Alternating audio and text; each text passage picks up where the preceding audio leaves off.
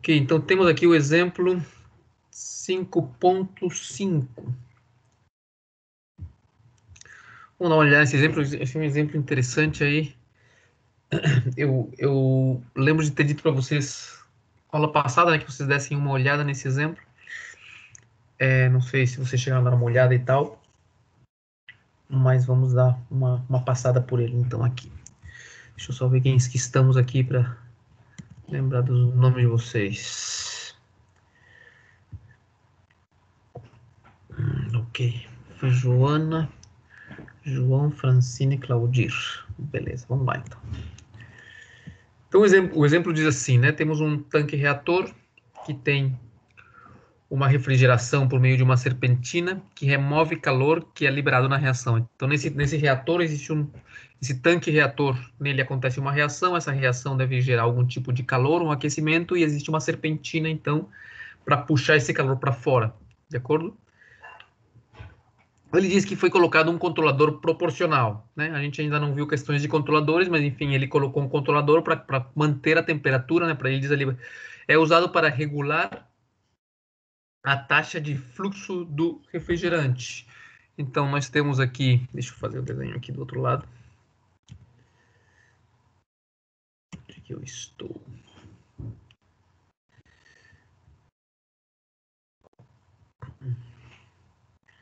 Eu vou abrir aqui um novo.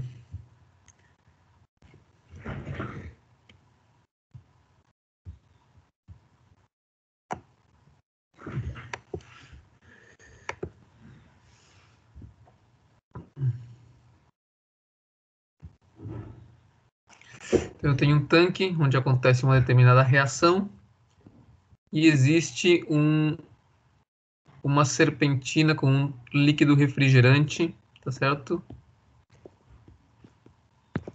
Que vai então puxar o calor fora dessa reação que está acontecendo ali. Tá certo? Então existe aqui uma vazão aqui, esse líquido que está entrando, né? Esse aqui é o refrigerante, o cooling.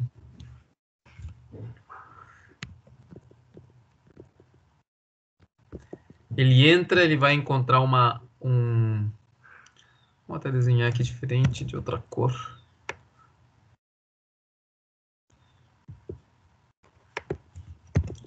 Você tem lá um líquido vermelho no tanque, que tem uma temperatura que é onde está acontecendo a reação.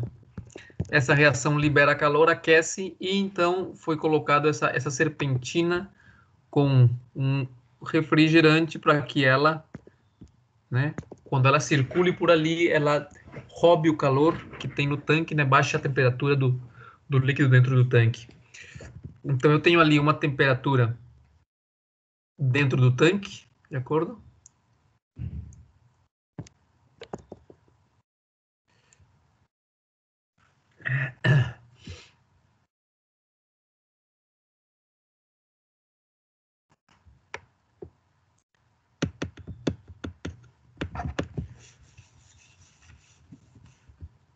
Travou.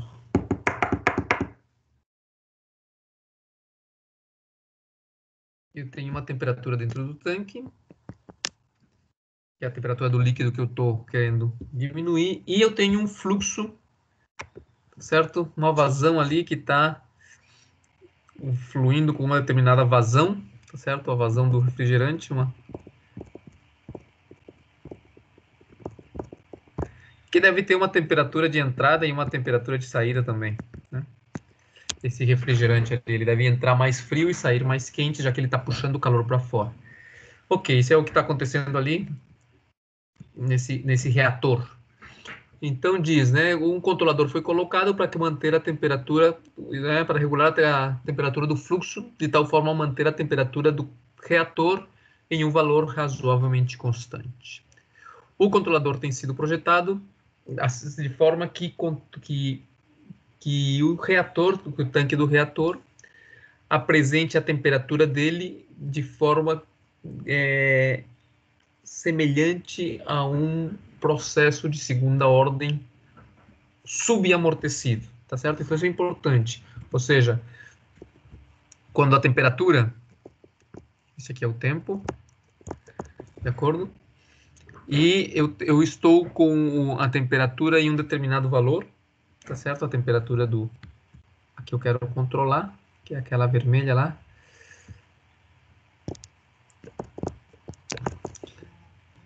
Quando alguma coisa acontecer ali, que aquela temperatura aumentar, tá certo?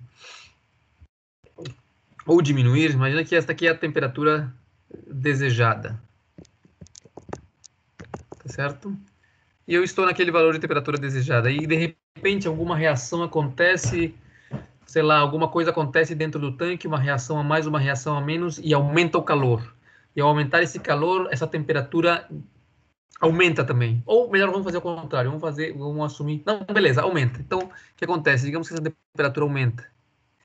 O sistema que está controlando vai fazer com que esta vazão aqui aumente ou diminua, de tal forma que este sistema aqui, quando ele sofrer essa mudança de temperatura, que sai do valor desejado, o sistema ele vai ter um comportamento, o controle vai fazer com que o comportamento dessa temperatura, né, volte ao seu valor desejado com um comportamento similar a um sistema de segunda ordem subamortecido. De acordo? Subamortecido é aquele sistema que oscila, né, em torno de um determinado valor. Se vocês olham para essa curva que eu acabei de fazer, ela é bem similar com a que a gente tinha feito antes, né?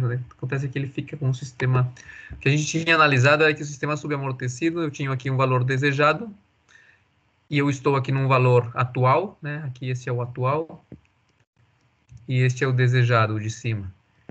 E então, o que acontecia era isso, né? Que a gente tinha visto lá nos gráficos. Mas vocês percebem a mesma coisa. No caso do desenho vermelho ali da temperatura, ela subiu, e eu estou levando ela novamente para o valor desejado. No caso do desenho laranja, eu tinha um valor desejado lá em cima e o valor atual lá embaixo, e quando o sistema rodou, então ele subiu para se estabelecer no valor desejado, e no que nós estamos fazendo, ele desceu para se estabelecer no valor desejado. De todas formas, esse aqui é um sistema, então, subamortecido. Opa, vamos fazer aqui de vermelho. Ele diz que ele vai se comportar, esse controle vai ter um comportamento da variável controlada, que no caso é a temperatura, vai ser um comportamento de sistema subamortecido. Quando eles dizem que é um sistema de subamortecido, nós já sabemos, né, que estamos no sistema de segunda ordem, né? Não existe subamortecido em primeira ordem. Estamos no sistema de segunda ordem e ele vai, então, ter um pico ali, né, um overshoot aqui, digamos. Olha aqui, no caso do laranja, o overshoot era para cima, que no caso o overshoot vai ser para baixo. E depois ele vai ir se estabelecendo. De acordo? Isso é o que vai acontecer com a temperatura no tanque. Quando a temperatura de repente aumentar, a vazão do refrigerante vai aumentar, ou vai ser controlada de determinada forma, não explica como, de tal forma que a temperatura no tanque ela vai começar a oscilar até chegar no valor desejado de forma subamortecida. Ok, vamos continuar lendo aqui. Não diz ali, né? O controlador foi projetado para que o reator, a temperatura no reator mostre, né, exiba uma temperatura subamortecida de segunda ordem.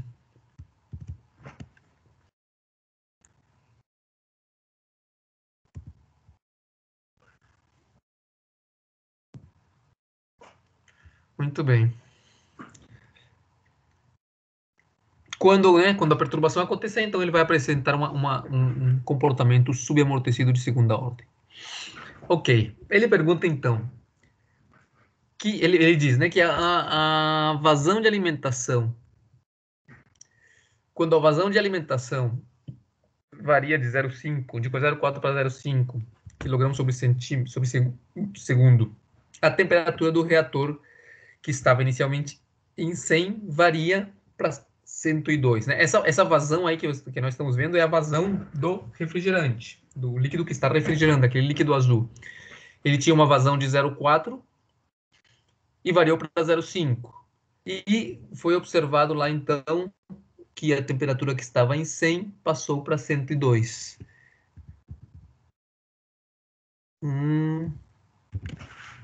Esta aqui é a vazão do refrigerante. Um segundinho.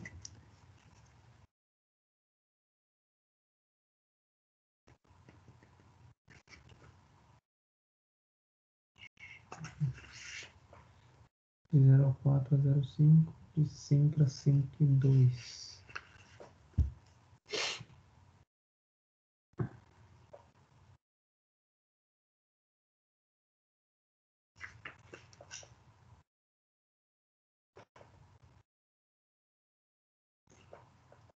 Não, não é isso aqui não. Entendi isso aqui errado. Não é assim não. Isso aqui é diferente. O que está acontecendo aqui é que eu tenho uma vazão.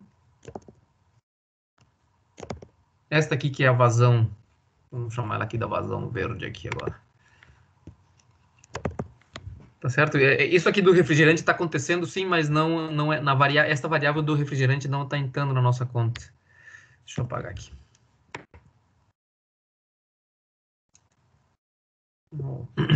Até podemos chamar essa vazão aí, vamos chamar ela da vazão do refrigerante, só que ela não entra, tá? Vazão do refrigerante. O que aconteceu aqui é que quando esta vazão aqui do líquido entrando varia, esta vazão aqui, quando ela varia, então varia a temperatura, tá certo? Então ele vai mexer nessa vazão ali para que a temperatura varie. Quando a temperatura aumenta muito, então ele pode diminuir ou aumentar a vazão para que a temperatura dentro do reator mude. Ok. Então ele diz que quando essa taxa de alimentação passa de 0,4 a 0,5, ele observa uma variação na temperatura de 100 para 102, ou seja, que quando esta vazão, aqui ó, quando esta vazão aqui, no tempo, em um determinado instante, ela passa de 0,4 para 0,5, de acordo? Ele estava aqui em 0,4, travou um segundo.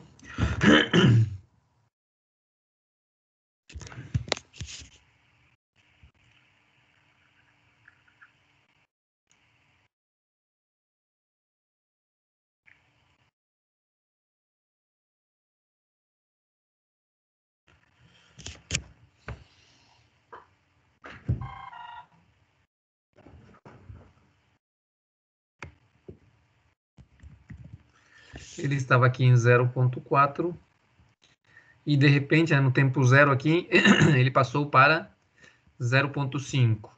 Quando isso aconteceu, então a temperatura dentro do tanque,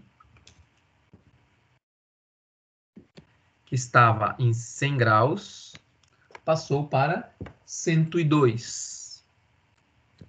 Então esta aqui é a temperatura que passou de 100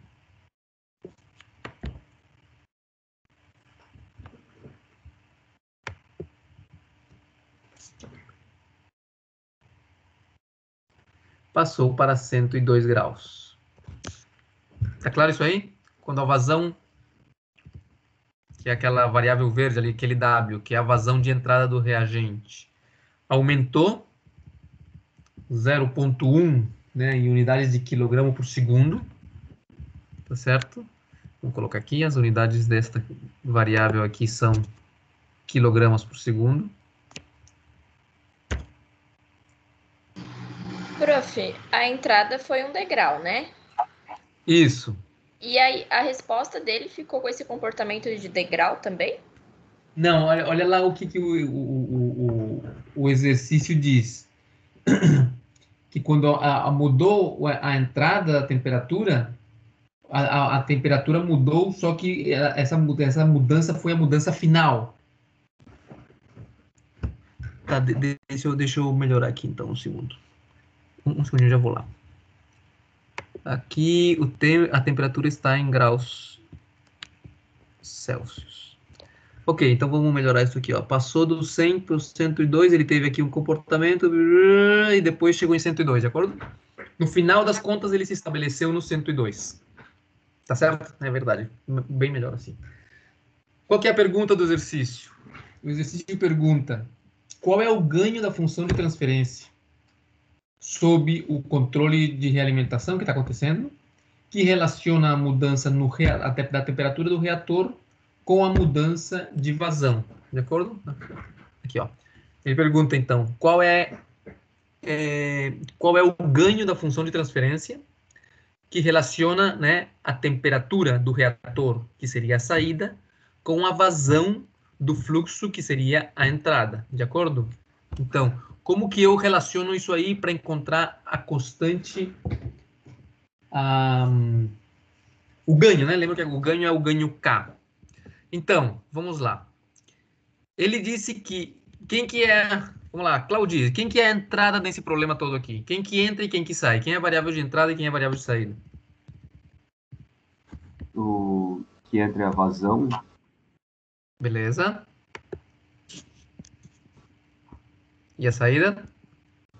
A temperatura do líquido. Beleza, a saída é a temperatura, ótimo. Ele falou que quando ele colocava o controlador para que o controlador levasse a temperatura para o valor certo, então esse controlador ia fazer com que a vazão se mexesse para ir graduando e levar para o valor certo e tal, e que no final das contas ele disse que isso se comportava como um sistema subamortecido de segunda ordem. Como que eu monto um caso, qual que é a equação canônica, por dizer assim, de um sistema de segunda ordem geralzão, onde a entrada é W e a saída é T? Vamos lá, quem está por aqui? João Vitor. Como seria essa equação geral aí de um sistema de segunda ordem?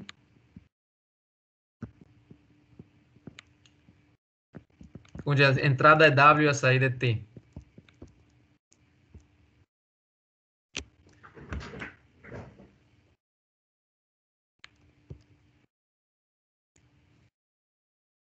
João Tem Vitor que está por aqui? usar a equação de segunda ordem com o psi, com o tal embaixo, professor. Isso, não estão embaixo ainda, tá? Elas vão aparecer embaixo quando eu vou para Laplace. Mas quando eu estou no tempo, como que fica essa equação? Lembra? Assim, ó, tal ao quadrado vezes a derivada de quem?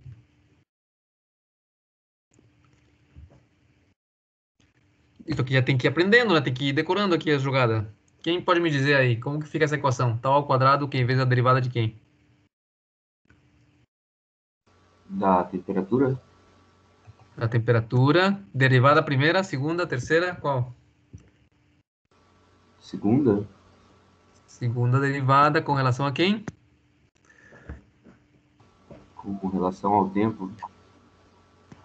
Pode continuar, pode continuar. Que mais?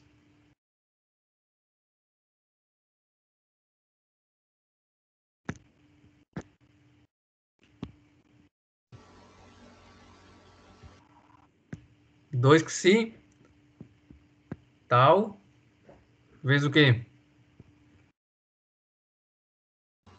A derivada da temperatura no tempo de Pode. novo. Aham. Que mais? Igual. Não, falta um termo sozinho. O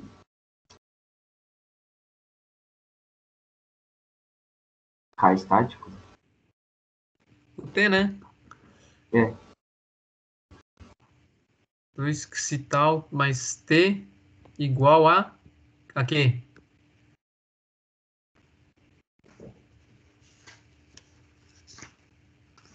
Igual ao quê?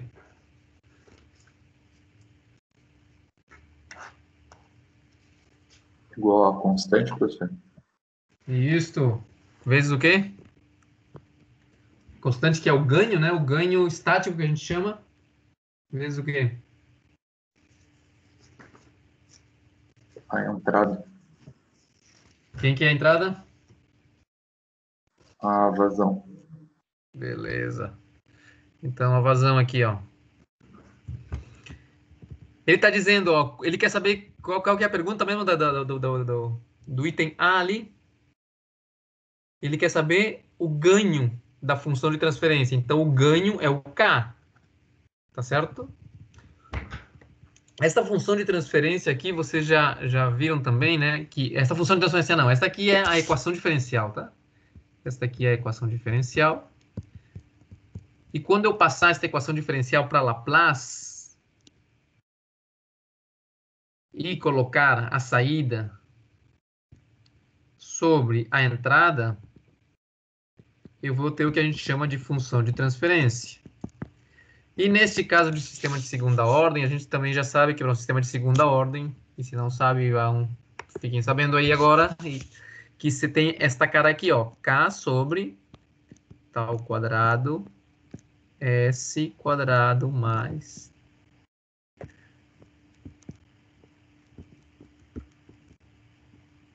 De acordo? Estão lembrados disso aí? Neste caso aqui, quem que é a função de transferência? Quem que é a saída? A saída vai ser a temperatura, só que agora está em Laplace, tá? Em S, sobre a entrada, que seria a vazão em S. Essa aí, que eu desenhei de vermelho, essa é a minha função de transferência do sistema de segunda ordem. De acordo? No sistema, na equação, essa função de transferência, ela vem de uma equação diferencial do sistema de segunda ordem, onde as minhas variáveis estavam no tempo. Tá certo? Todas essas temperaturas aqui eram função do tempo. Esta vazão era função do tempo. Quando eu fiz a transformada de Laplace, então eu cheguei a deixá-las em função de S, e quando eu reorganizo essa equação em Laplace, deixando a saída sobre a entrada, eu tenho o que a gente chama de função de transferência. Então, o que o exercício quer saber é identificar essa função de transferência. Nessa função de transferência, como ela é de segunda ordem, ele disse que era subamortecido. Enfim, independente de ser subamortecido ou não, como ela é de segunda ordem, Joana, quantas características tem uma função, um sistema de segunda ordem? O tal, o psi e o k. São 3. Beleza. K, o tal e o xi. Qual é o nome de cada um deles, Joana? O que é K? A constante de... A sensibilidade estática, a gente chama. Sensibilidade estática ou ganho. Tá? É o ganho, porque você vai multiplicar. O tal? Constante de tempo. E o xi, ou zeta, né? O livro chama de zeta aqui. Uhum. É o quê? Não lembro. O eficiente de amortecimento. Isso. Beleza. Então, o que a gente vai fazer aqui para frente é encontrar essa função de transferência. Precisamos encontrar quem é K, quem é tal e quem é zeta. Então, vamos começar pelo K. Na letra A do exercício, ele está dizendo, olha, quando a vazão verde passa de 0,4 a 0,5, a temperatura vermelha, ela passa de 100 e lá no final das contas ela chega a 102, tá certo? Então, quando eu falo de lá no final das contas, o que eu estou falando? O que eu quero dizer? O que significa isso para mim nas contas aqui que eu estou fazendo? A vazão passou de 0,4 a 0,5 e ficou assim até o final. E a temperatura vermelha passou de 100 e no final das contas, ficou em 102. O que significa isso aí?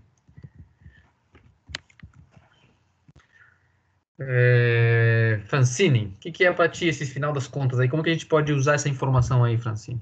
Boa tarde. Boa tarde, Francine. Boa tarde, prof. É amplitude?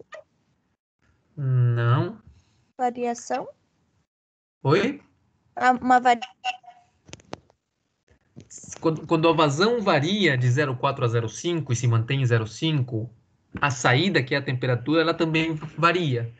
Mas ela varia primeiro aqui, numa etapa aqui ela varia, ó.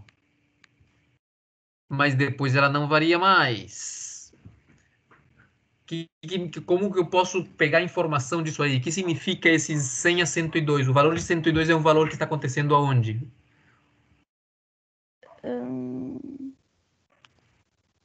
Aqui, ó, no regime permanente, no steady state. Isto aqui é o transitório, né? Então, o que a gente pode dizer? Olha, no regime permanente, a entrada deu um pulo e a saída, no final das contas, também deu um pulo e se mantiveram ali. Se eu analiso a equação diferencial no regime permanente, Francine, tá vendo a equação diferencial ali, né? A preta ali. Se eu analiso ela no regime permanente, como que ela fica? as derivadas vão ficar 0 Sim, perfeito. e o t vai ficar igual a constante estática vezes a vazão. Perfeito. Então vamos fazer aqui este exercício aqui rapidinho aqui, ó.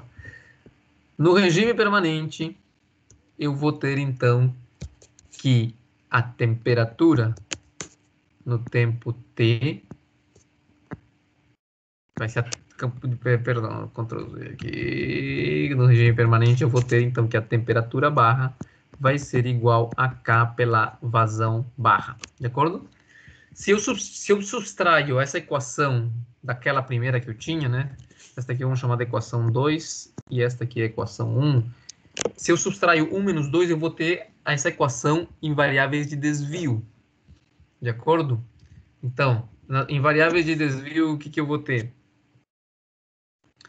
Que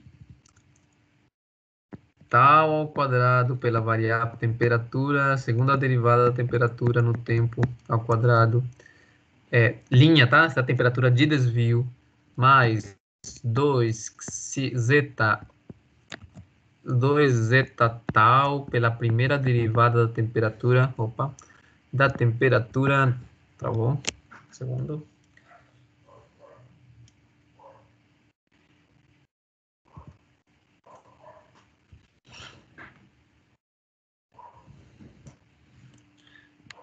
Da temperatura de desvio mais a temperatura de desvio é igual a K vezes a vazão de desvio. Tudo isso aí no tempo, de acordo? Novamente, agora eu tenho essa função em variáveis de desvio, tá? Em variáveis de desvio. Vamos lá, se eu estou olhando para essa equação e digo, olha só, essa equação que eu tenho, ela houve umas variações e mas eu só quero analisar o regime permanente. A entrada variou, W, a temperatura variou, T, e lá no final, no regime permanente, esta equação aqui se estabilizou. Então, novamente, se eu analiso isto aqui no regime permanente, as derivadas vão novamente cair fora, tá certo? É como se eu estou falando de um novo regime permanente, onde as coisas se estabeleceram depois de um tempo que as mudanças aconteceram. Então, no novo regime permanente, eu tenho que T de desvio é igual a K por W de desvio. Mas o que é o T de desvio? Quanto vale T de desvio, Francine? Olha lá o gráfico vermelho ali. Quanto vale o T de desvio? Quanto que é a temperatura de desvio? Vale quanto? 2 Exatamente. E a vazão de desvio? é 0,1. Isso. Então, aí é que eu vou vir aqui na minha continha para encontrar o K. O que vai ser o K? Nada mais que a temperatura de desvio, que é quanto que a temperatura variou do seu regime permanente inicial para o final. No nosso caso aqui, é 102 menos 100. Isso aqui tudo graus Celsius, né? Vou colocar aqui melhor.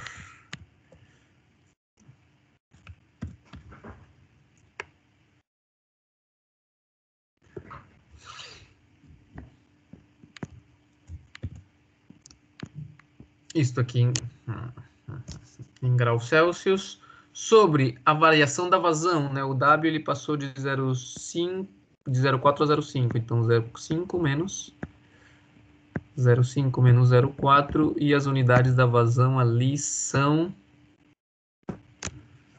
o exercício, quilogramas sobre segundo. Quilogramas sobre segundo. Isso aí vai ser o meu K, que vai dar, então... Isso aqui é a fração, tá? Essa é a linha da fração aqui. Esse aí é o meu K, que deve dar, se você fizer a continha, 20 graus Celsius sobre quilograma por segundo. Ok, essa é a primeira parte, então, do exercício, né? Encontramos o K.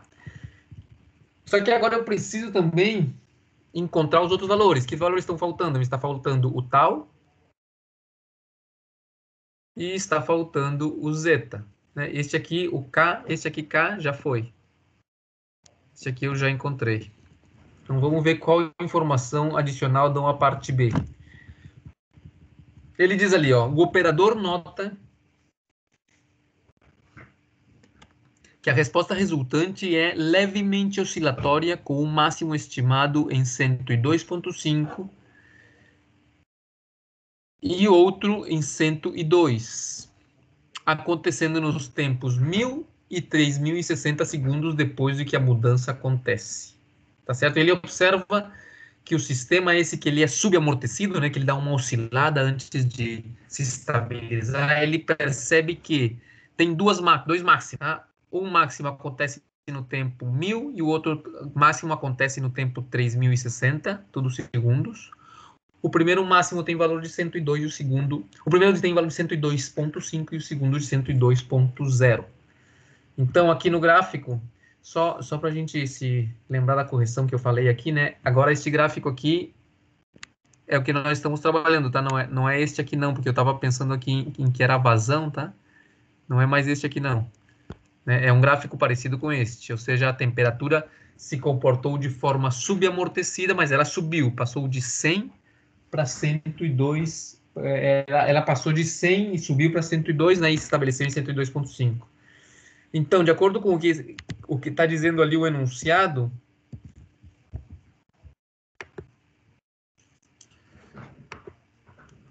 de acordo com o que está dizendo ali o enunciado, o que aconteceu com a temperatura, então, aquela temperatura vermelha, ela sofreu esse tipo de comportamento. Ele disse que é um sistema subamortecido de segunda ordem, e ele percebeu que a primeira oscilação, o primeiro máximo aqui, acontecia no tempo 1.000. Esse aqui é o tempo rodando em segundos. E o segundo máximo acontecia no tempo 3.060 segundos. Ele percebeu que o primeiro máximo tinha um valor de 102,5 graus Celsius. E que o segundo tinha um valor de 102 graus Celsius.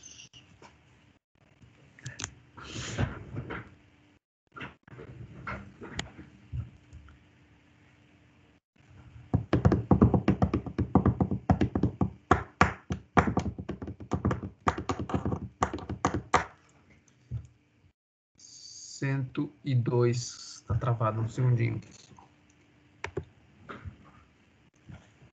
102 graus Celsius. De acordo com o que o enunciado está dizendo, ó, vamos ler o enunciado aqui outra vez. Diz assim, ó, o operador nota que a resposta resultante é levemente oscilatória com máximos, máxima é o plural de máximos em inglês, tá?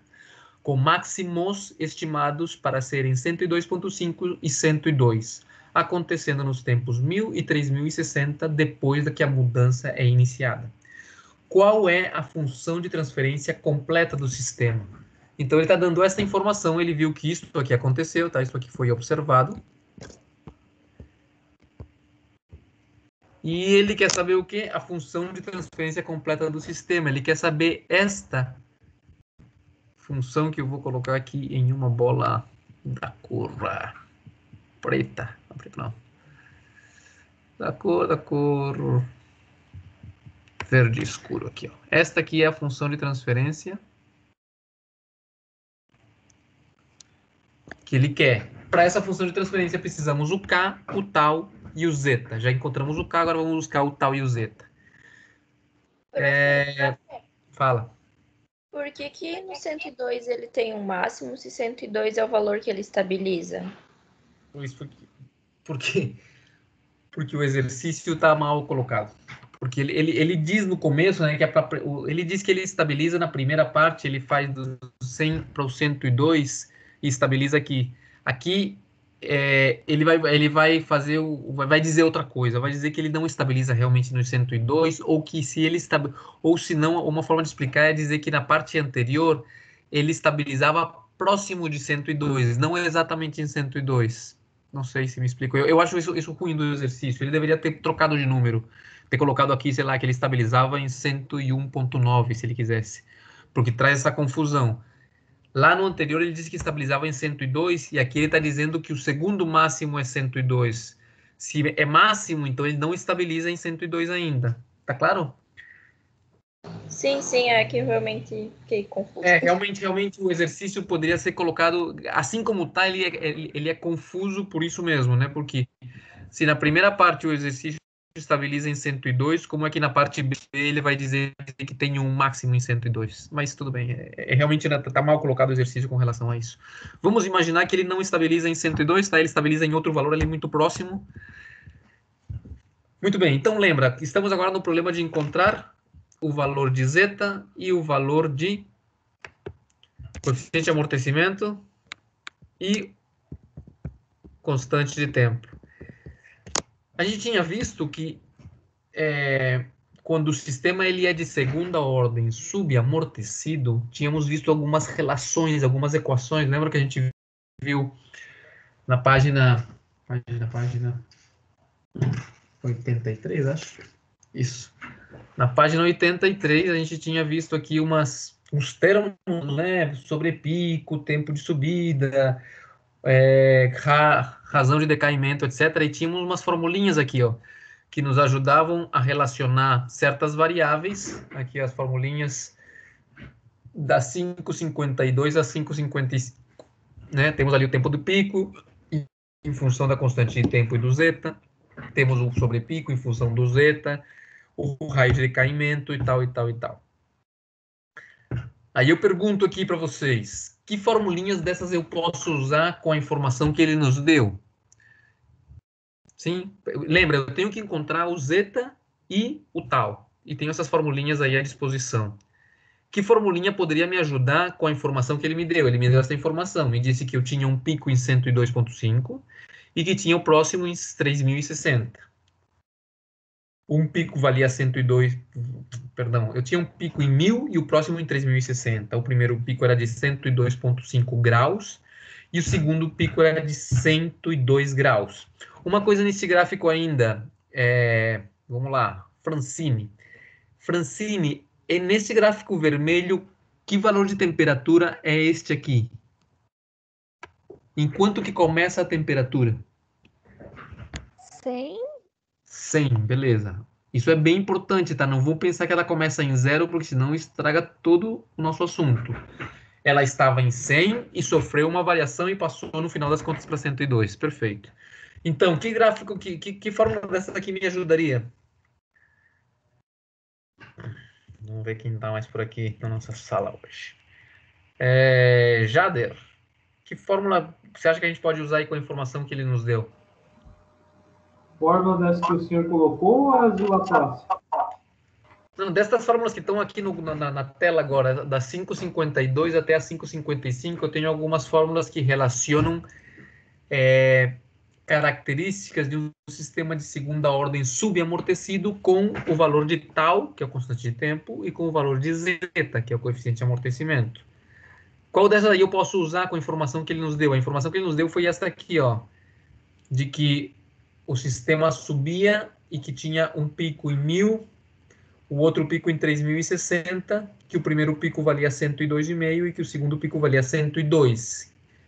Eu preciso encontrar isso aqui, ó. Que fórmula será que eu posso usar ali? A 5,53? 5,53. O que eu conheço aí na 5,53? O que eu conheço?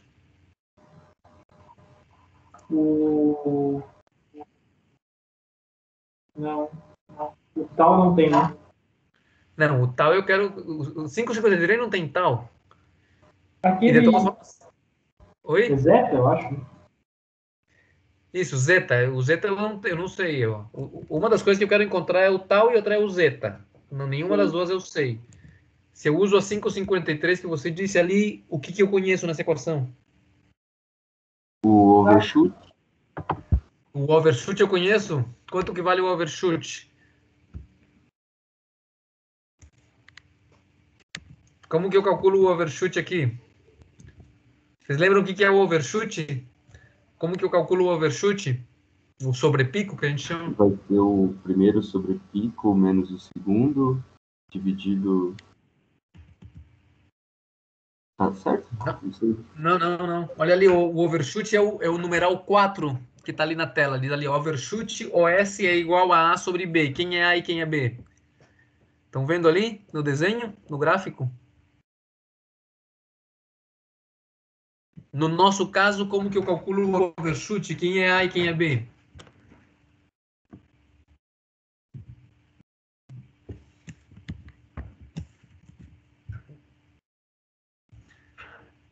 O A vai ser 0,5 e o B vai ser 2. O A é o de cima e o B é de baixo. Vamos lá. O A, então, seria... Vamos desenhar ele aqui de outra cor. O A seria este valor aqui,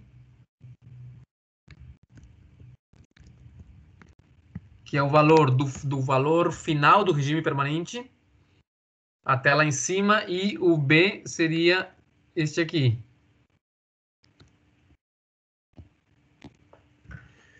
Essa é uma forma de encontrar isso aí. Quem seria A e quem seria B aqui nesse caso?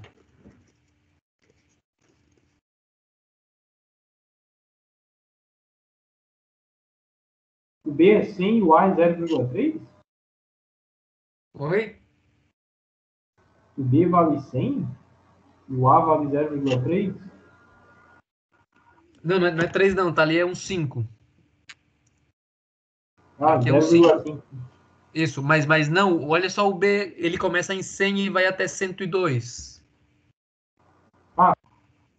Ele vale 2, no caso.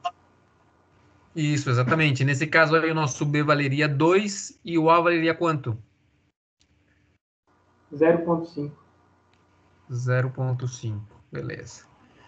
Vocês estão de acordo comigo que se eu conheço o A e o B, eu já tenho o valor do overshoot, né? O overshoot é A sobre B. Está resolvido, certo? Se eu tenho um overshoot, que equação eu posso usar aqui, então, para encontrar o coeficiente de amortecimento? A equação 5,53. Estão vendo ali? Tá claro? Dúvidas até aí, não? Beleza. Se eu, então, entrar com o valor do overshoot, eu vou encontrar... Eu encontrei aqui já o meu overshoot, que deu quanto? 0,5, que é 1 meio, dividido B, que é 2. Quanto que dá 1 meio dividido 2? Dá 1 quarto, que dá 0,25. Isso aqui é uma percentagem de overshoot. Beleza. Outra forma de encontrar... Tá, então com este overshoot aqui, se eu entrar na equação 5,53...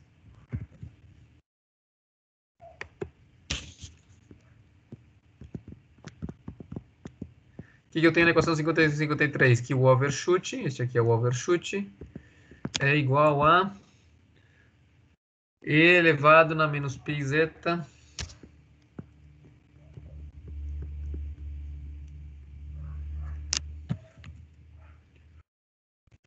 sobre raiz de 1 menos zeta quadrado.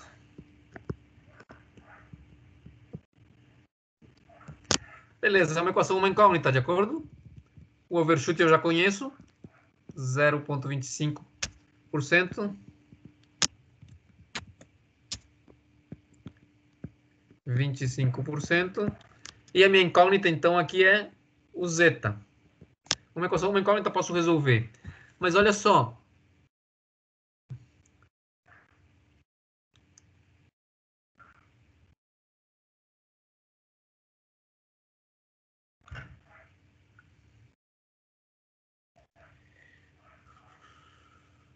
Quanto que deu, então, no final das contas, o overshoot, Jader?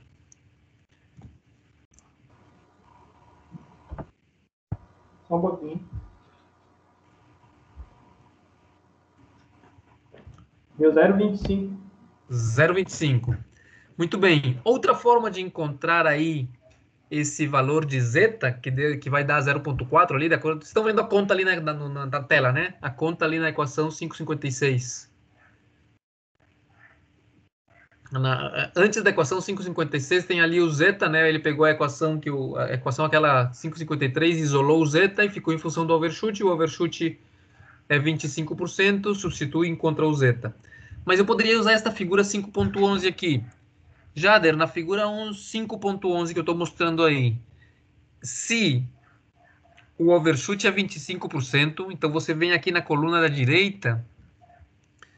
Deixa eu ver se eu consigo fazer aqui um esquema.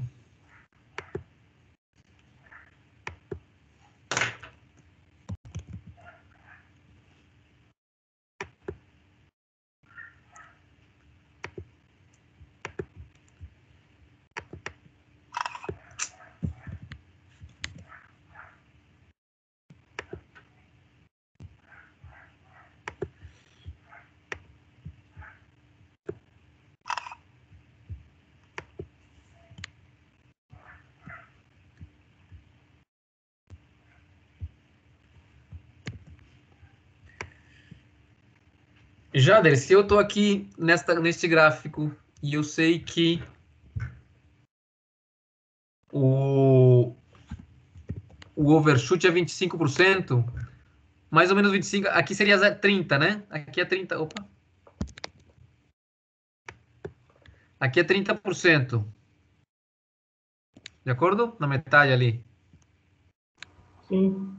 Então 25 vai ser mais ou menos na metade entre 0,2 e 30. Espera um segundo que aqui travou.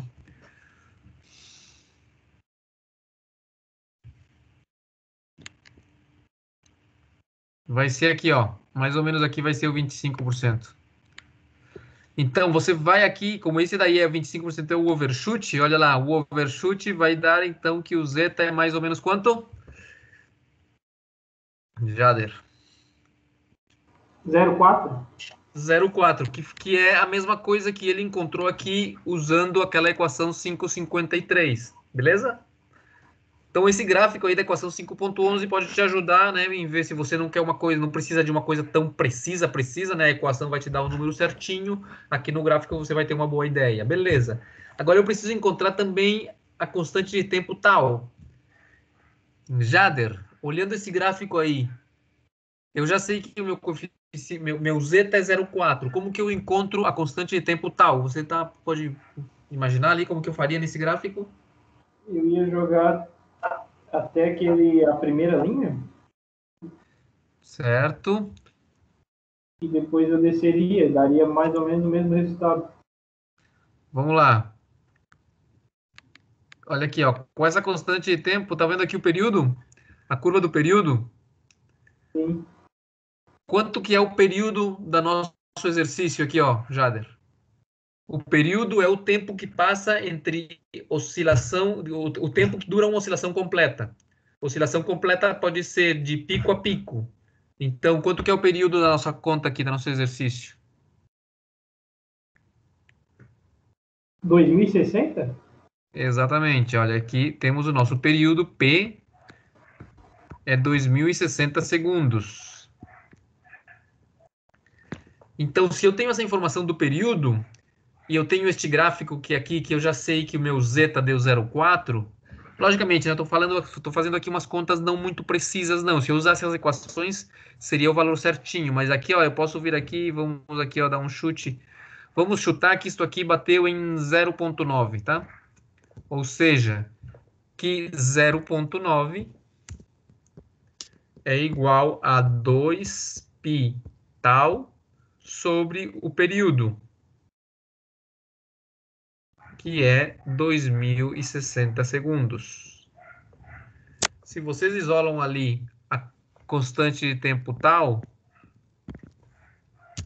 tá certo? Vai dar o quê? Vai dar 0,9 vezes 2060 segundos sobre 2π. Isto aqui deve dar para vocês, para mim deu aqui 295,07. 295. Mais ou menos, isso aqui é segundos, constante de tempo. 295 lá pela conta certinha dá 300 segundos. Estão vendo ali, constante de tempo tal, 300 segundos. Como eu fiz pelo gráfico, né, de forma mais rápida, sem usar as equações, né, vocês podem usar as equações que estão ali na página anterior, ou usar o gráfico aqui, se é uma questão mais por cima, né? Não tão precisa. Então, eu já encontrei tudo que eu precisava. Eu já encontrei o zeta, que deu 0,4, e já encontrei o tal que deu 295 ou 300, né? Depois de isso aqui, ó, podemos dizer que é 300, né? Segundos aqui, aprox. Então eu acabei já, minha função de transferência está resolvida. Ele queria a função de transferência, eu já encontrei aqui os 3 valores da função de transferência, que era o k, o tal e o zeta. O zeta deu 0,4.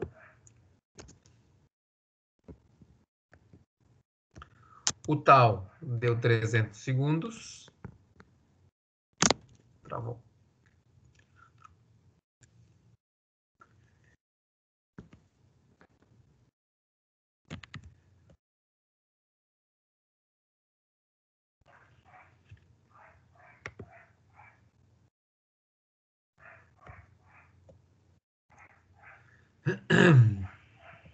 O tal deu 300 segundos. Opa. E o K eu já tinha encontrado onde tinha dado 20, ou algo assim. Isso aqui, ó. O K tinha dado 20 graus Celsius por quilograma sobre segundo. Então eu já tenho toda a minha função de transferência conhecida. Beleza? Ok. Parte C do exercício. Pergunta.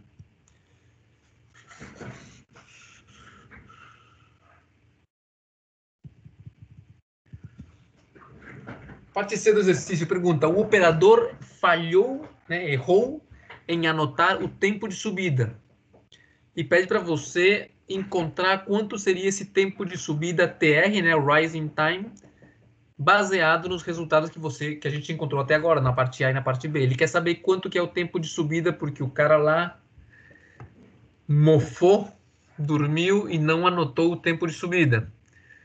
Então, como que a gente poderia calcular de alguma forma quanto que é esse tempo de subida aqui? Então, se eu venho neste gráfico, o problema do tempo de subida, onde que está o tempo de subida? O tempo de subida é esse tempo aqui, ó. O tempo que o sistema demorou, ou desde que saiu do zero, lá do zero não, do 100, desde que saiu do 100 e chegou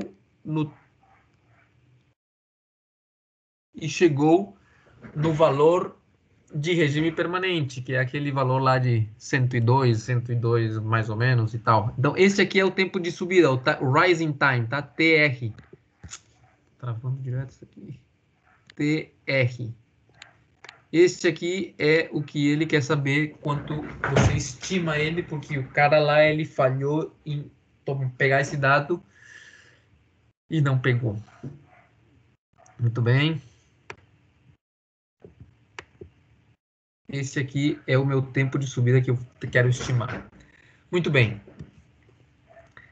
O tempo de subida, então, é a primeira vez que o sistema alcança o valor de regime permanente. Aí, o que a gente vai fazer aqui? Vocês lembram desta equação?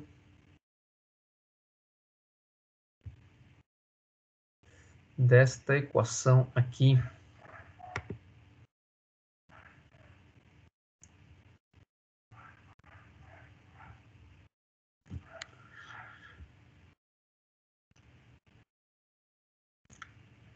Olha, essa equação aí, 551.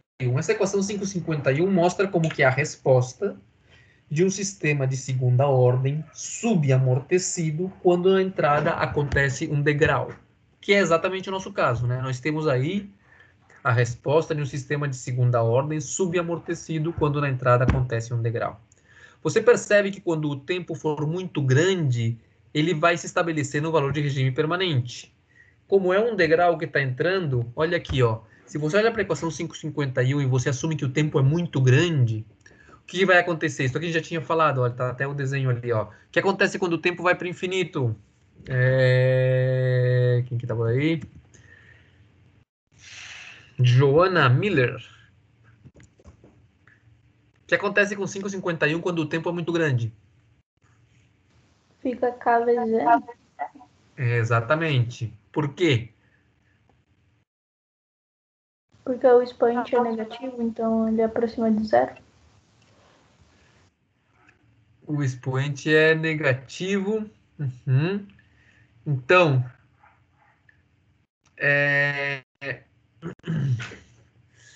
vamos ver aqui uma coisa. Para que o valor de km seja igual a 1, isto que está aqui nos corchetes, vamos desenhar ele aqui.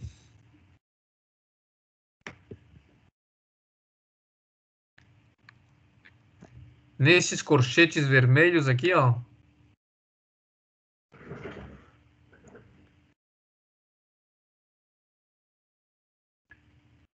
Tem que ser igual a zero. De acordo?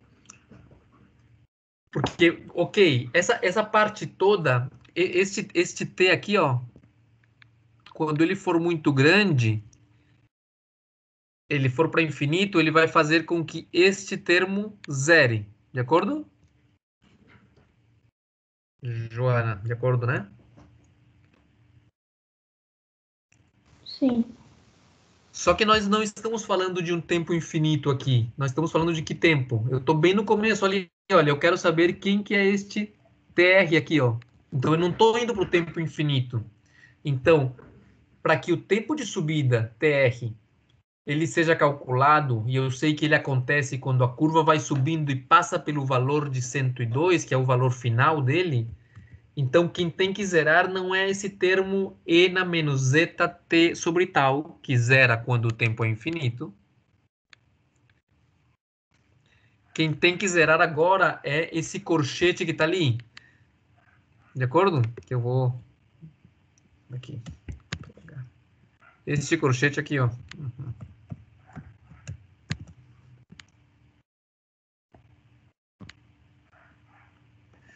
Esse corchete que está de amarelo ali é o que tem que zerar agora, porque o tempo não é grande, o tempo é pequeno, eu estou no começo. Mas para que no começo esse valor, a saída, seja igual a km, tá certo? Para que a saída seja igual a km, aqui, ó, é necessário que agora o corchete vermelho que está desenhado ali, o que eu risquei de amarelo ali, é o que tem que ser zero. De acordo? Esse é o raciocínio. Tá claro isso aí para todo mundo? Dúvidas? Quando o tempo de rising, o tempo de subida, para encontrar ele, é quando o tempo em que o sistema leva para passar pela primeira vez pelo seu valor de final, que é o seu valor de regime permanente. Na equação 551, o valor de regime permanente é km. Só que, se eu quero saber quando que esse tempo é, esse tempo não acontece no infinito, ele acontece bem no começo. Então, o termo que tem que zerar não é o e na menos zeta t sobre tal, o termo que tem que zerar é o que está de amarelo ali, o corchete vermelho, esse cosseno com esse seno ali. Então, se isso aí é o que tem que zerar, para encontrar o tempo de subida,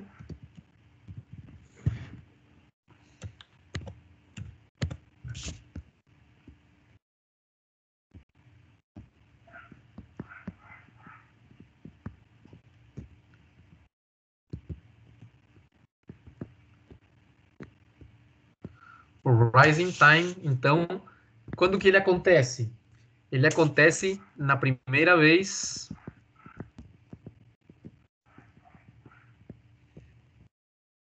que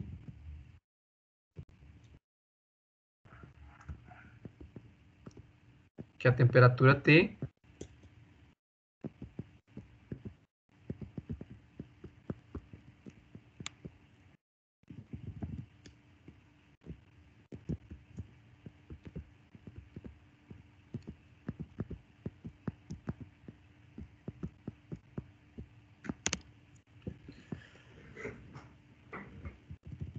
Então, aquele corchete, ele vai virar o quê? Então, eu preciso que, para que isso aconteça, né? Para isto.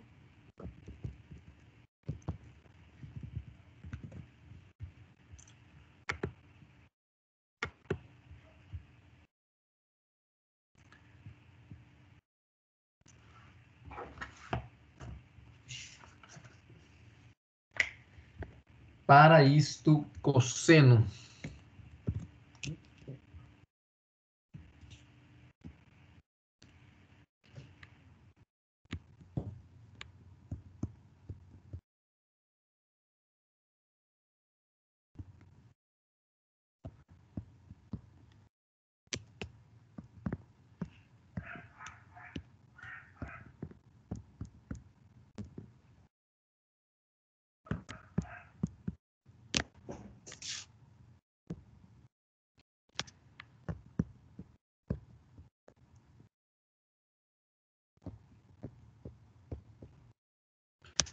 Simplesmente estou copiando o que estava naquele colchete daquelas chaves vermelhas, aquilo que eu desenhei de amarelo lá. Isso aí tem que ser igual a 0. E já coloquei então aqui, ó, o tempo. Agora não é o tempo normal, agora é o tempo de subida. Beleza. Lembrem que zeta e tal já são conhecidos, tá? Aqui a única incógnita é o tempo R, o TR. Essa é a minha incógnita. Tudo, o resto de coisas todas são conhecidas. Então, se eu quero isolar isso aqui, eu posso dizer que... Eu posso dizer o quê? Como que a gente isola isso aí? Eu vou chamar isso aqui só para me simplificar por enquanto. Vou chamar isso aqui de A. E isto aqui de B.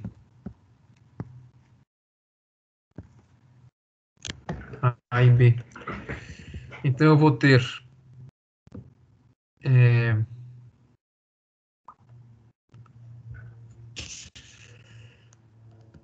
cosseno de A TR igual a menos B seno de A TR. Tá certo? Passei o seno para o outro lado.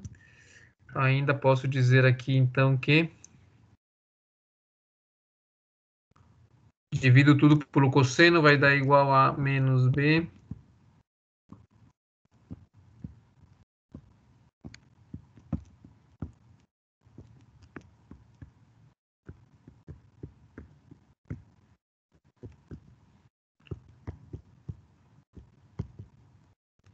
menos B tangente de A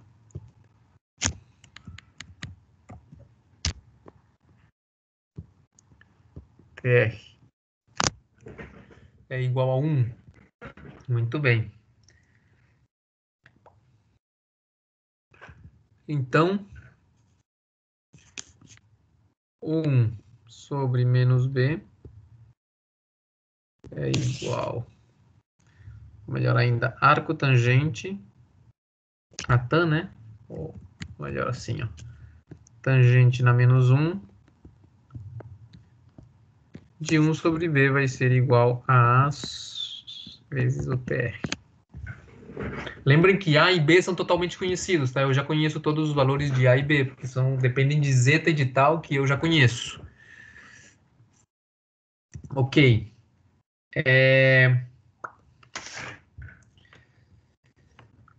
Quando vocês fazem essa continha aí,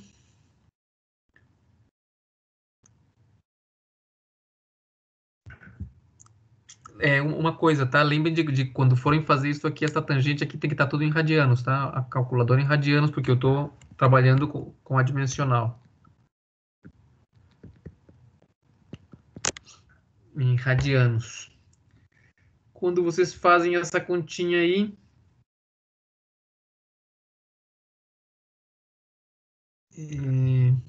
eu vou até jogar este A para o outro lado de uma vez.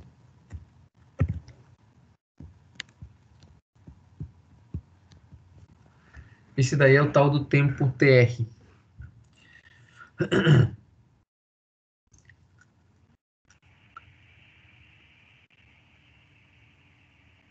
Quando a gente faz essa parte aqui dessa arco tangente,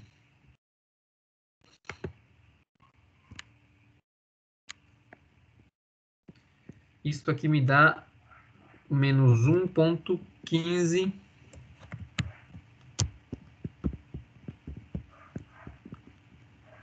radianos, tá certo? Seria correspondente a esse ângulo aí. Só que tem um problema. Vamos lá. Vocês lembram do círculo unitário? Como que eu encontro a tangente de um ângulo nesse círculo aí? A gente sempre lembra do seno e do cosseno, né? Se você tem aqui um ângulo, sei lá, θ, então o valor do seno vai ser o ângulo oposto, o valor aqui do cateto oposto, né? Lembrando que esse círculo é círculo unitário, né? Tem raio 1, e que o cosseno, né, vai ser o cateto adjacente aqui. Seno e cosseno. E a tangente? Como que a gente encontra a tangente? A tangente, uma forma de encontrá-la é traçando aqui uma reta tangente ao círculo. E o valor da tangente é este aqui, ó. Isso aqui é o tangente de θ. Se o meu ângulo não fosse esse aí, fosse um ângulo maior, vamos imaginar que meu ângulo fosse, sei lá, este ângulo aqui, ó. Se este fosse o ângulo alfa, então a tangente de alfa, o que eu tenho que fazer é levar isso aqui para o outro lado e esta aqui seria a tangente de alfa. Beleza, o que nos mostra o quê? Que a tangente, ela se repete, a tangente de um ângulo é igual que a tangente desse ângulo mais 180 graus, né? Se você pegassem o ângulo θ mais 180 graus, vocês iam cair aonde? Iam cair aqui, ó.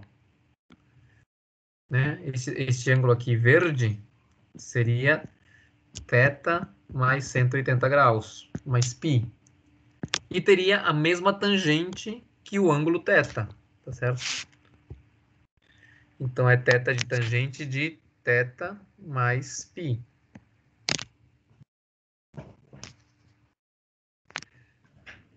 O que acontece, então? Essa primeira resposta que me deu de 1,15, o que eu quero dizer é que, como é a arco tangente, a resposta, se você conhece a tangente de um ângulo, que é o que nós estamos resolvendo aqui, ela tem muitas respostas, né? Cada vez que o ângulo, você aumenta mais 180 graus no ângulo, volta a bater, volta a bater. E é lógico, por quê? Porque você tem aqui, ó. Neste gráfico, você encontra aqui. Você bate no valor de regime permanente várias vezes. Não é uma só resposta. A primeira delas é a que eu estou buscando, que é o tempo de subida. Mas a curva passa várias vezes por aquele valor. Por isso que eu tenho que, à medida que aqueles 180 graus vão se repetindo, eu tenho o mesmo valor. O que eu tenho que fazer é pegar o primeiro deles. Só que o primeiro deles me deu negativo. Então, eu vou ter que pegar, e em vez de usar esse aqui como o primeiro valor, eu vou ter que somar nele, então, 180 graus, tá certo? Então, eu vou aumentar em π esse valor aí, tá certo? Então, você aumenta em π esse valor de 1,15 radianos, tá certo? E faz a tua conta aí, porque senão você vai obter um tempo negativo, tá certo? Então, você tem que usar o próximo valor. É isso aí. Se você somar ali, né, o π, você vai obter, então, um ângulo positivo, e aí você isola aqui o teu TR para encontrar quanto que é o tempo de subida. Beleza? Vou deixar essa parte para vocês acabarem de fazer ali para ver se bate com o exercício do livro. Muito bem. O tempo não rende aqui, hein? Em 10 para as 3. A aula até 3h10? 3h10, né? Isso. Beleza. Então, vou deixar para vocês acabarem de fazer esse exercício aqui. Tá no livro ali, a forma em que ele resolve. Eu tratei de fazer aqui um pouquinho mais devagar. Beleza. Eu queria fazer o exemplo 5.6 com vocês aqui também. Mas eu vou deixar esse exercício aí, esse exemplo para vocês darem uma olhada. Ok, eu vou começar então aqui com o capítulo 6. Aqui está o meu capítulo 6.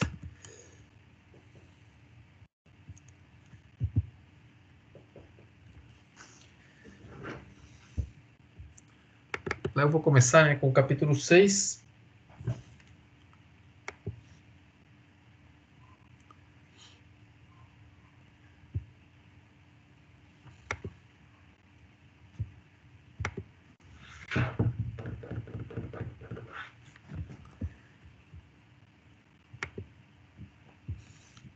Ok. Esse capítulo 6 tem o título de resposta, né? Característica da resposta dinâmica de sistemas mais complicados. Beleza. Então, o que a gente vai analisar aqui, então, é a resposta dinâmica dos sistemas. A gente já viu, então, que eu tenho um sistema, uma planta, a partir das equações, das leis de conservação, eu gero uma equação que governa essa planta, que em geral é uma equação diferencial. Essa equação diferencial, ela tem variáveis de entrada e de saída. E até agora o que nós estamos vendo é como que a saída de uma equação dessas aí se comporta quando eu tenho uma variação na entrada. Vimos então que o que nós temos que fazer é, primeiro, verificar se essa equação diferencial é linear ou não. Se ela for linear, eu posso aplicar, encontrar a equação no regime permanente e depois, subtraindo uma equação da outra, encontrar a equação em variáveis de desvio. Se ela não for linear, então, o que eu vou fazer é uma linearização via séries de Taylor. Vou ter, então, a equação linearizada em variáveis de desvio.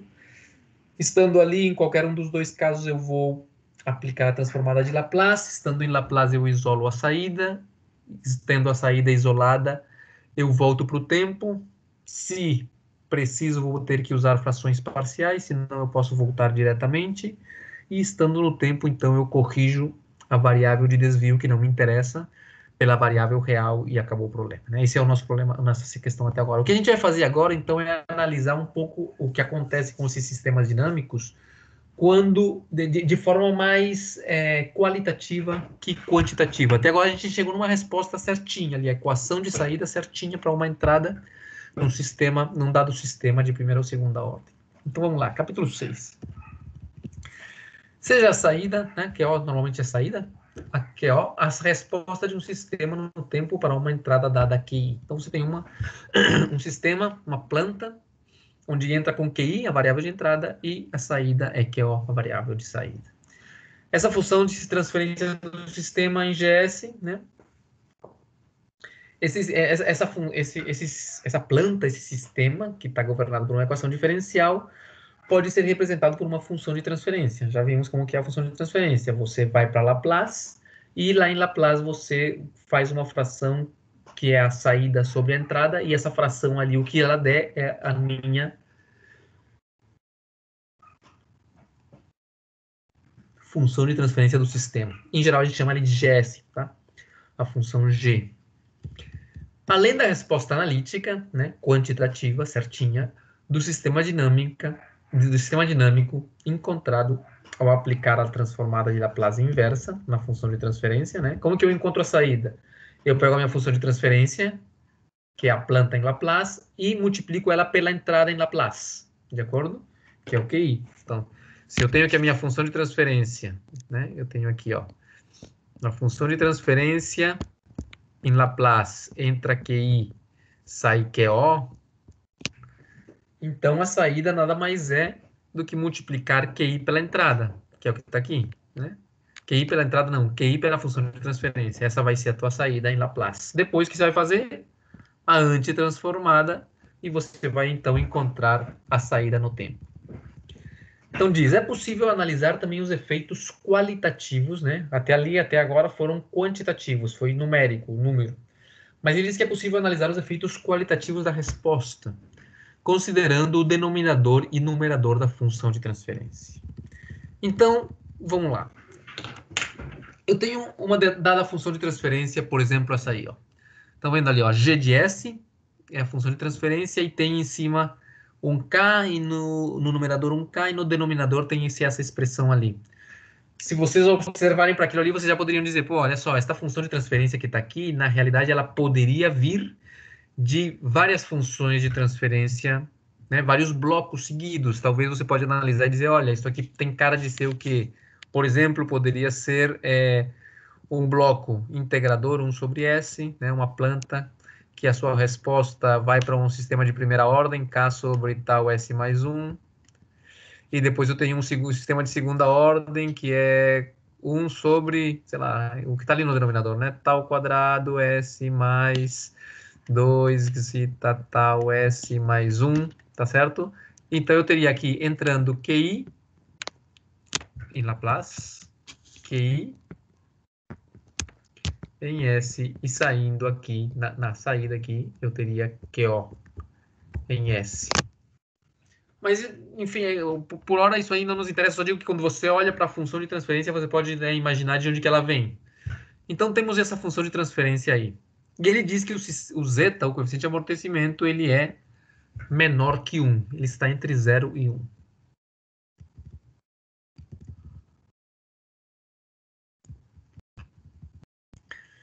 Se você fizer para essa função aí frações parciais para voltar para o tempo, se você quisesse voltar para o tempo, você poderia dividir essa função dessa forma aí, né? A sobre S, B, onde A, B, C e D seriam, né, constantes incógnitas que você teria que encontrar quando você resolvesse aí o teu problema de frações parciais. Então, podemos ver ali que temos 3 parcelas.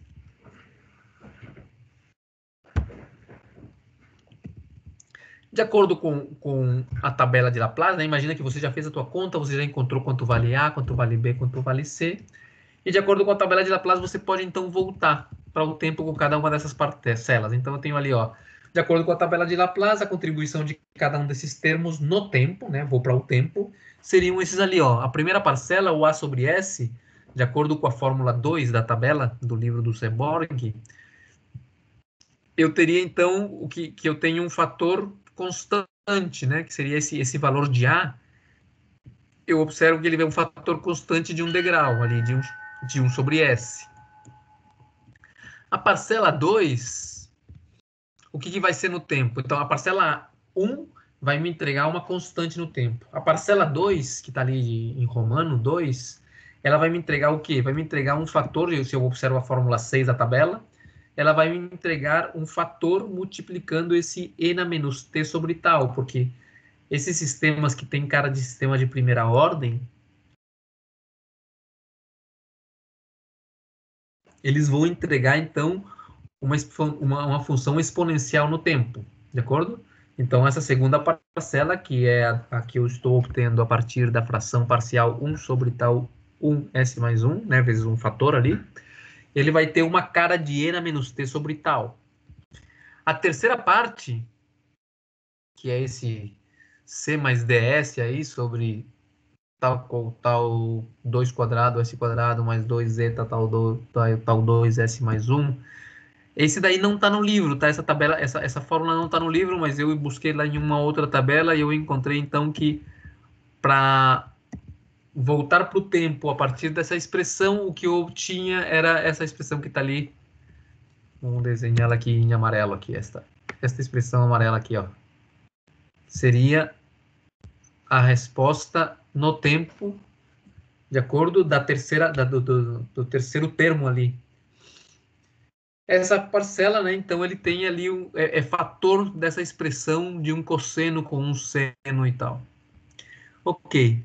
Vocês percebem, né, essa parcela ali é reorganizada que eu tenho ali, ó, eu vou ter um exponencial, tá certo? Multiplicado por uma questão que tem ali senos e cossenos.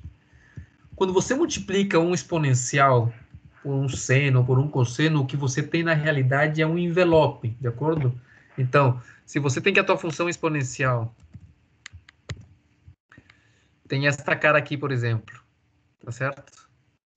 E o teu seno tem esta cara aqui, quando você faça o produto de um pelo outro, quando você multiplique esse exponencial vezes esse seno,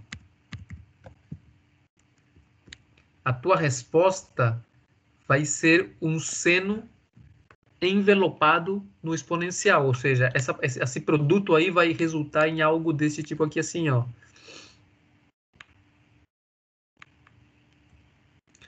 Certo? Onde o seno ele está envelopado na exponencial, de acordo? Então ele diz aqui, ó, nesse caso então essas 3 parcelas que nós estamos vendo aqui, que vem dessa função de transferência que foi dada, cada parcela contribui de uma forma na resposta. A primeira parcela contribui de uma forma constante, a segunda parcela com um exponencial e a terceira parcela contribui com uma função oscilante, né, um seno, um cosseno, envelopados dentro de uma exponencial. Tá certo? Então diz ali, ó, esses 3 modos naturais, né, a gente vai considerar isso aí como se fosse o modo natural da resposta, tá certo? Como que eles contribuem. Não, eu não estou falando exatamente do número, mas da forma como aquilo está acontecendo. Então, a primeira parte é uma constante, a segunda parte é um exponencial e a terceira é um seno ou um cosseno aí envelopado dentro de uma exponencial. Então, esses três modos naturais, né, sem considerar os efeitos da entrada, só estamos falando da função de transferência, sem interessar o quanto vale a entrada, são característica intrínseca do sistema, tá certo? Então, assim, a saída natural tem a forma de que, olha só, a minha saída, aquele QO, ele vai ser um coeficiente multiplicando aquele modo natural devido à primeira parcela, mais um coeficiente multiplicando o modo natural devido à segunda parcela e, finalmente, mais um coeficiente multiplicando o modo natural da terceira parcela. Então, lembra, a primeira parcela, o modo natural dele era uma constante, da segunda parcela, o modo natural dele era um exponencial, e a terceira era um seno ou um cosseno envelopado numa exponencial. Então, tá ali, ó. Vocês veem as caixinhas verdes ali, seriam esses coeficientes, de acordo que vão multiplicar os modos. Então, você tem, no primeiro seria uma constante vezes um coeficiente, na segunda você tem um coeficiente multiplicando um exponencial, e no terceiro você tem um coeficiente multiplicando um seno ou um cosseno envelopados ali por uma exponencial. Cada um desses modos é determinado, então, por um fator do polinômio do denominador, de g de s, que, quando igualado a zero, é conhecido como equação característica de g de s. Ou seja, lembra que a gente começou essa questão com essa equação, com essa função de transferência ali. E se você fatora esse denominador, que é como está mostrado ali, a gente percebe que cada uma das parcelas de contribuição para a saída, cada uma delas tem a ver com um desses fatores. Então, a primeira parcela tem a ver com o fator S, a segunda parcela com o fator tal 1S mais 1, e a terceira parcela com o fator ali tal 2S quadrado mais 2eta, tal 2S mais 1, tá certo? Esse denominador da função de transferência, quando você iguala ele a zero, a gente chama isso aí de equação característica da função de transferência. Tá certo? Então, temos ali, ó, os fatores, né, dessa equação característica. Olha ali, quando eu igualei a zero, aquilo ali é chamado de equação característica, e temos ali, então, os fatores. Se dessa equação característica, o que é a equação característica? O denominador da função de transferência igualado a zero. Equação característica é o denominador da função de transferência igualado a zero.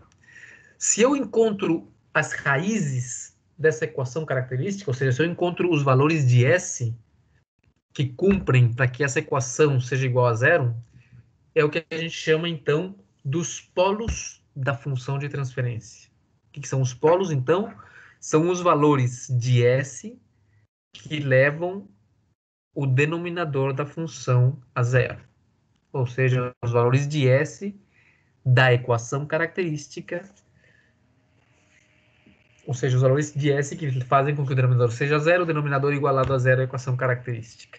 Esses polos, eles são representados pelo símbolo X, tá certo? Por uma cruz ali deitadinha, por um xzinho. E são, então, ali, ó, são os valores de S que anulam cada fator da equação característica. Tá certo? Então, aqui, vamos lá, quem tá por aí?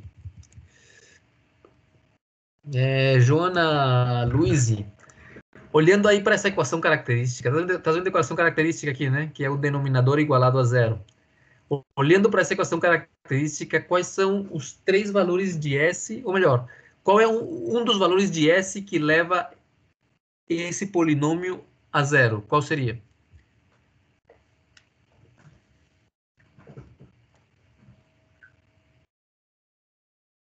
Menos 1? Menos 1? Não. Se você olhar, vamos começar por aqui, ó. O que acontece se S vale zero? O que acontece? Zero. Qual é o primeiro valor, então? Qual é o primeiro polo? 0. Isto. qual é o segundo polo? O que faz que este termo aqui seja zero? Quanto tem que valer S? No primeiro caso, S tem que valer zero. No segundo caso, nesse segundo bolo ali, S tem que valer quanto para que isso vá para zero?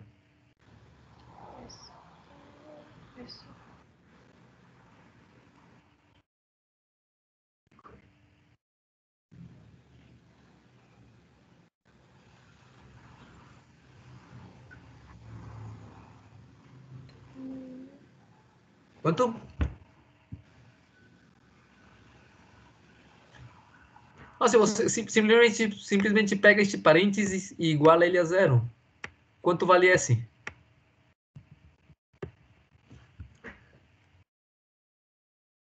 Não é menos 1. Não. Menos 1 sobre tal 1. Ah, entendi. Tá certo? Então, o primeiro polo é 0, S em 0. O segundo polo é S em menos 1 sobre tal 1. E o terceiro polo, na realidade, terceiro e quarto, né? Desse terceiro fator aqui vão sair dois polos. Tem dois valores de S que levam este termo aqui a zero. Para você encontrar eles, então você vai fazer ali uma quadrática ali e resolver isso aí. Beleza, esses polos, eles são os valores que levam o denominador da função de transferência zero, são representados por um x. Então, olha lá, o primeiro polo, S1 é igual a zero, leva o primeiro fator a zero. O segundo polo é o que leva o segundo fator a zero, né? Como acabamos de ver, então o segundo polo S2 seria 1 menos 1 sobre tal 1. Tá certo? O terceiro e quarto polos seriam, então, de igualar a terceira equação ali, a equação de segundo grau, né? A zero. Então, se você resolve isso aí, você vai encontrar, então, dois polos mais, que seria o polo S3 e o polo S4. De acordo? E, basicamente, é só colocar ali e resolver a equação quadrática. E ele tem, então, as duas respostas aqui, dependendo se você resolveu com mais ou resolveu com menos. Você vai ter, então, ali 4 polos. Cada polo desses aí, ele está te dizendo de que forma ele vai te dizer de alguma forma como que a resposta é, qual é o modo da resposta, que é o que a gente está falando aqui sobre uma resposta qualitativa, de qualidade, não de quantidade. Beleza, então aqui, ó, lembrando que do começo do exercício foi dito que o zeta, né, o coeficiente de amortecimento era menor que 1. Então, nesta resposta aqui, ó, quando eu for, vocês percebem aqui que na resposta desses dois polos, eu tenho aqui uma raiz quadrada. O que vai acontecer com essa raiz quadrada, Jader, se zeta é menor que 1? O que acontece com essa raiz aqui? Se o valor de zeta é menor que 1, que é o que está dado aqui, ó. Está dito aqui que zeta é menor que 1. O que acontece com essa raiz quadrada, Jader?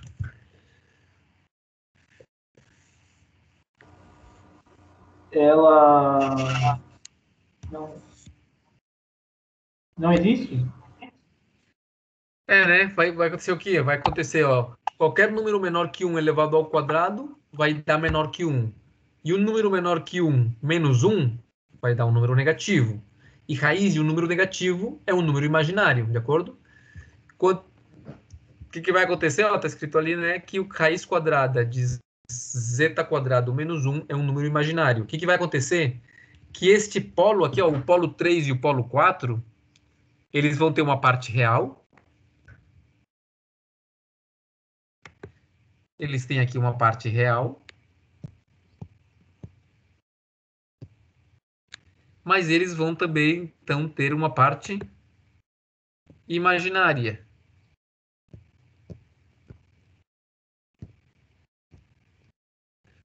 Então, os polos, eles podem ser números reais, como vimos nos casos anteriores, né, do polo 1, do primeiro polo, que era 0, o segundo polo, que era menos 1 sobre tal 1, né, tal é uma constante de tempo, é um número em segundos, então S1 e S2 seriam números reais. Mas, caso eu tenha aqui este sistema onde o coeficiente de amortecimento é menor que 1, eu posso ter polos que têm parte real e parte imaginária. Tá certo? Ou seja, que eu posso ter polos complexos. Muito bem.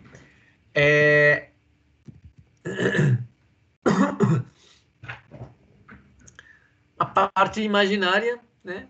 Então, nesse caso, vai ser aqui, ó. A parte imaginária aqui, ó, este tal 2 vai se cortar com este quadrado. E se eu multiplico o meu... Este subradical aqui, ó, o que tá aqui em verde, ó. Se eu multiplico ele por menos 1, o que eu estou fazendo aqui, ó, eu estou multiplicando, eu estou variando isso aqui por, em vez de chamar de zeta quadrado menos 1, eu estou chamando de 1 menos zeta quadrado. Eu inverti e multipliquei por menos 1. Então, quando eu multipliquei por menos 1, tudo ficou igual. De acordo? Tudo ficou igual. Então, eu posso dizer que aquela expressão ali em cima é a mesma coisa que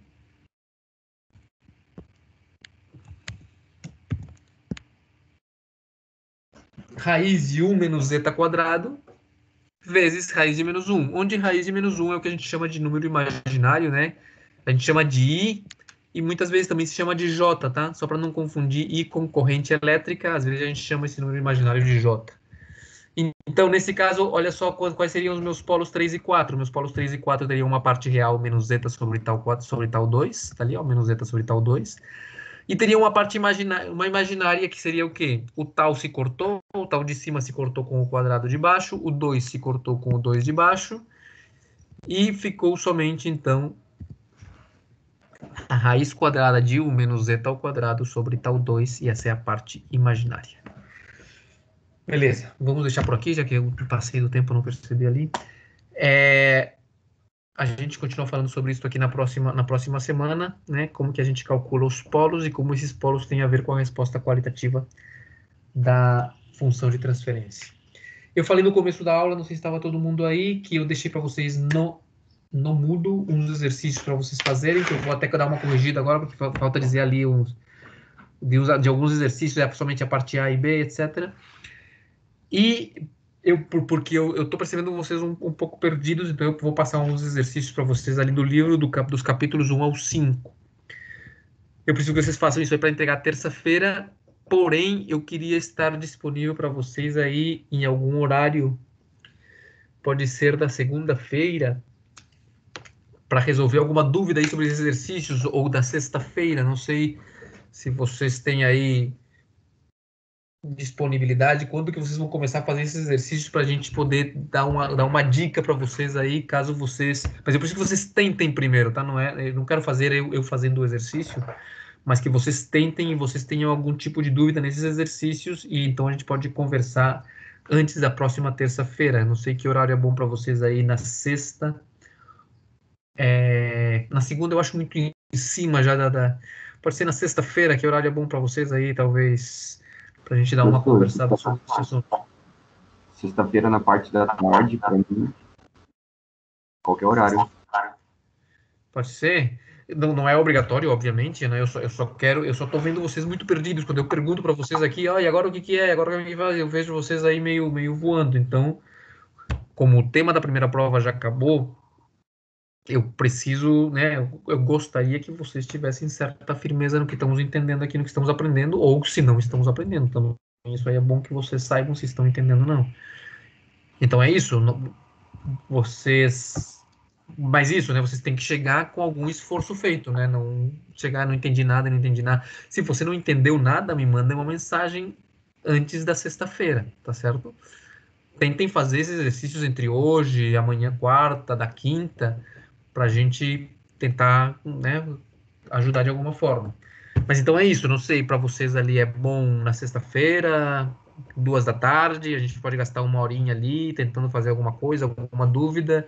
Eu até prefiro que vocês me mandem as suas dúvidas por e-mail antes, tá? Tentem fazer e me mandam, olha, no exercício tal, tentei fazer isso assim, porque eu acho melhor ir respondendo para vocês individualmente, um por um.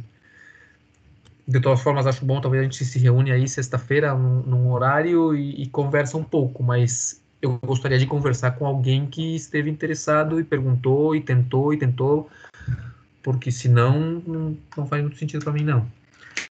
Mas então tá, é bom para todo mundo aí, sexta-feira, 2 da tarde, é bom?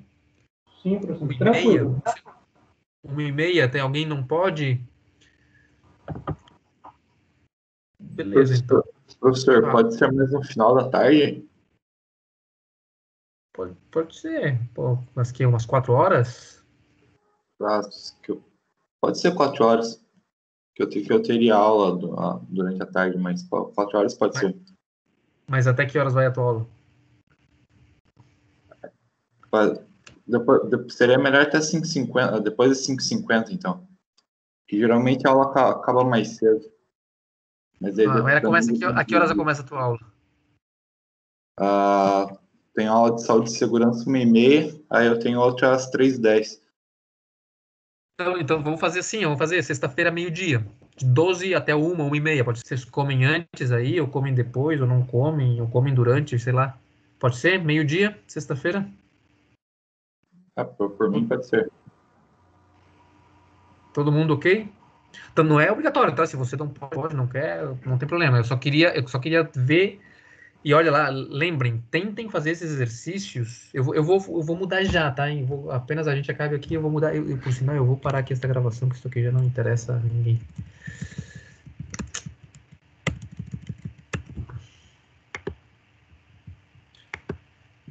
Eu vou passar esses exercícios, mas eu preciso que daqui até sexta-feira, meio-dia, ou melhor, antes, vocês tentem fazer e me mandem